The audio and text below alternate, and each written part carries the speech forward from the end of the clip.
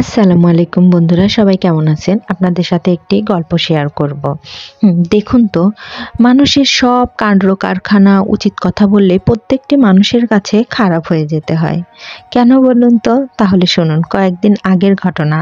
আমাকে ছেলেপক্ষ দেখতে এসেছিল, দেখে পছন্দও হয়েছিল। খুব আগ্রহের সাথে আমার মোবাইল নাম্বারটি নিল। আমিও পরিবারের কথা মতোই ছেলেটির সাথে কথা বলা শুরু করলাম।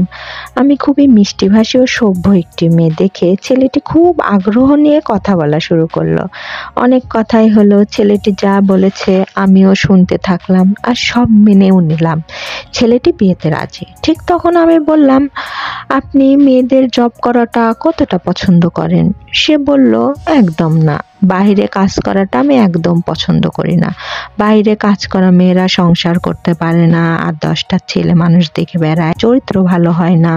তখন আমি বললাম, ঠিক বলেছেন, চাকরি করা মেয়েগুলা খারাপ হয়।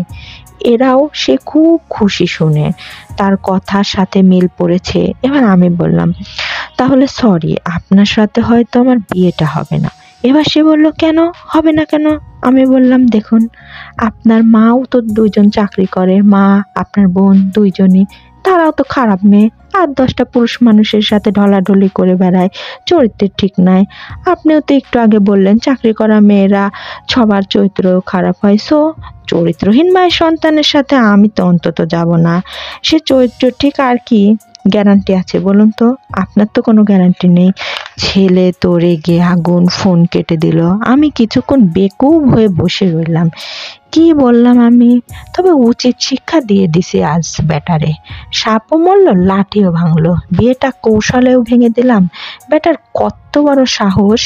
হ্যাঁ, আমাকে বিয়ের প্রস্তাব দেয়, উল্টা আমাকে চাকরি নিয়ে কথা বলে। উচিত শিক্ষা দিয়ে দিছি আজকে।